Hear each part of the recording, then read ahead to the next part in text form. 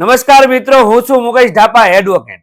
મિત્રો, આજના વિડીયોમાં આપણે વાત કરીશું કે પોલીસ જ્યારે તમારી પૂછપરછ કરવા બોલાવે ત્યારે તમારા અધિકારો ક્યાં ક્યાં છે. સામાન્ય રીતે આપણે પોલીસનું નામ સાંભળીએ અથવા તો પોલીસ આપણને બોલાવે છે અથવા તો પોલીસનો આપણી ઉપર ફોન આવે એટલે આપણે તાત્કાલિક ગભરાઈ જઈએ, આપણને ડર લાગે. પરંતુ કાયદામાં આપણને અમુક અધિકારો આપવામાં આવેલા છે. પોલીસ છે એ લોકોની રક્ષા માટે છે, એટલે પોલીસથી ડરવાનું નથી. પોલીસ તમને કોઈ પણ પ્રકારની પૂછપરછ માટે બોલાવે તો તમારે જવાનું છે, તો ત્યાં તમારા કેવા પ્રકારના અધિકારો છે એમના વિશે આપણે આજના વિડીયોમાં વાત કરવાના છીએ. સૌપ્રથમ તો તમને પોલીસ સ્ટેશનની અંદર પૂછપરછ કરવા બોલાવે તો સૌથી પહેલો અધિકાર તમારો એ છે કે તમે પોલીસને પૂછી શકો કે મને શા માટે બોલાવવામાં આવ્યો છે, મારી કયા બાબતે મારું નિવેદન લેવાનું છે અથવા તો મારી કયા બાબતે પૂછપરછ કરવી છે એ જાણવાનો તમને અધિકાર છે. એટલે તમે પોલીસને પૂછી શકો કે મારે પોલીસ સ્ટેશને શા માટે આવવાનું છે, એટલે પોલીસે એનો જવાબ આપવાનો હોય છે. ત્યારબાદ તમારે પોલીસ સ્ટેશને જવાનું હોય અને કાયદાનું તમને કદાચ જ્ઞાન ન હોય તો તમે વકીલની સલાહ લઈ શકો છો. પોલીસ સ્ટેશને તમને રજૂ કર્યા પછી તમને પોલીસ એમ કહે કે તમારી ઉપર આવા પ્રકારનો ગુનો છે, તમારી ઉપર એફઆઈઆર થઈ છે, તમારી આ ગુનાની અંદર અટકાયત કરવાની છે, તમારી ઉપર આ પ્રકારનો કેસ થવાનો છે, આવી કોઈ પણ પ્રકારની તમને માહિતી આપે તો તમે વકીલની સલાહ લેવાનો અધિકાર ધરાવો છો. તમે પોલીસને પણ કહી શકો છો કે મારે મારા વકીલની સલાહ લેવી છે. તમે પોલીસ સ્ટેશનની અંદર પણ વકીલની સલાહ મેળવવાનો અધિકાર ધરાવો છો, એટલે કે પોલીસ સ્ટેશનની અંદર પણ વકીલ તમને મળી શકે છે. તમે તમારા સાથે આવેલા અથવા કોઈ દ્વારા કોન્ટેક્ટ કરી અને તમે વકીલની સલાહ લઈ શકો છો. વકીલને પણ ત્યાં બોલાવવાની તમારી માટે કોઈ ના ન પાડી શકે. ત્યારબાદ તમે જે તમારી પૂછપરછ થતી હોય તે દરમિયાન પોલીસ તમને કોઈ પણ પ્રકારે થર્ડ ડિગ્રી ટોર્ચર નથી કરી શકતી, એટલે કે તમને મારકુટ નથી કરી શકતી. પોલીસથી સૌથી વધુ લોકો ડરતા હોય તો શેનાથી ખબર? કે મારવાથી. કારણ કે એની પાસે એક સત્યશોધક પટ્ટો હોય એટલે એનાથી ડર લાગે, એ સ્વાભાવિક છે. કારણ કે મારથી તો સૌને ડર લાગવાનો છે. એટલે પોલીસને મારવાની આવી કોઈ સત્તા આપવામાં આવી નથી. એક પણ કાયદાની અંદર કે ભારતના બંધારણની અંદર પોલીસ કોઈને પણ મારી શકતી નથી. તેમ છતાં આપણે સામાન્ય રીતે જાણતા હોઈએ અને માનતા હોઈએ અને આપણને ખબર પણ હોય છે કે પોલીસ ઘણી વખત ગુનેગારોને મારે છે.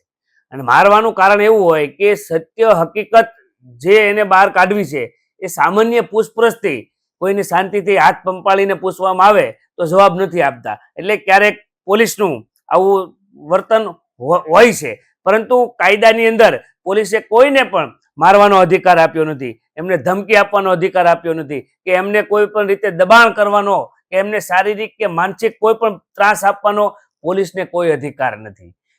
ત્યારબાદ કોઈ માની લો કે કોઈ મહિલા હોય તો મહિલાને પૂછપરછ માટે રાત્રે બોલાવી શકાતી નથી, અને અમુક એવા સંજોગોમાં હોય અને રાત્રે બોલાવવાની જરૂરિયાત પડે તો એમને મહિલા પોલીસને સાથે રાખવું અનિવાર્ય છે. અને રાત્રે કોઈ મહિલાની ધરપકડ કરવા માટે એમના ઘરે પણ જઈ શકતી નથી. એવા અનિવાર્ય સંજોગોની અંદર સ્પેશિયલ પરમિશન લઈ અને મહિલા પોલીસની હાજરીમાં જ આવી મહિલાઓની એટલે કે સ્ત્રીઓની અટકાયત કરી શકાતી હોય છે. ત્યારબાદ પોલીસ તમને પોલીસ સ્ટેશનમાં બોલાવે તો તમને ઘણી વખત ઘણા સમય સુધી ત્યાં બેસાડી રાખે.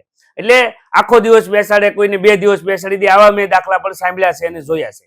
પરંતુ કાયદાની અંદર પોલીસ કસ્ટડીની અંદર એટલે કે પોલીસ તમને જ્યારે બોલાવે ત્યારબાદ એ 24 કલાકથી વધુ સમય પોલીસ સ્ટેશનમાં તેમની કસ્ટડીમાં તે રાખી શકતા નથી. 24 કલાકથી વધુ સમય જો એમને તપાસના કામે કોઈ વ્યક્તિની જરૂર હોય તો એમને કોર્ટની અંદર રજૂ કરવામાં આવે. કોર્ટની અંદર જજ પાસે એમના રિમાન્ડની માંગણી કરવામાં આવે અને કોર્ટ જો એને રિમાન્ડ આપે તો વધુ સમય પોલીસ એમને રાખી શકે, કે જે રિમાન્ડનો સમય હોય 1 દિવસ, 2 દિવસ, 3 દિવસ, વધારેમાં વધારે 14 દિવસ સુધીના રિમાન્ડ મળતા હોય. સામાન્ય રીતે લોકોને એવું થાય કે રિમાન્ડ આપ્યા એટલે હવે મારશે. રિમાન્ડ આપવા એટલે મારવાની પરમિશન એવું પણ નથી. રિમાન્ડમાં એની માત્ર પૂછપરછ કરવાની હોય અથવા તો કોઈ સ્થળે કોઈ અન્ય જગ્યાએ એને લઈને જવાની, તપાસ માટે લઈ જવાની જરૂરિયાત હોય તો ત્યાં એને લઈ જતી હોય છે. એટલે પોલીસ 24 કલાકથી વધુ સમય પોતાની કસ્ટડીની અંદર કોઈ પણ વ્યક્તિને રાખી શકતા નથી. ત્યારબાદ પોલીસ કોઈ પણ વ્યક્તિને બોલાવે અને એની ધરપકડ કરવાની હોય, એની અટકાયત કરવાની હોય, કોઈ ગુનાની અંદર એને પકડવાનો હોય ને તો પોલીસે સૌથી પહેલા એમના સગા સંબંધી કે એના મિત્રને કે કોઈને જાણ કરવી ફરજિયાત છે.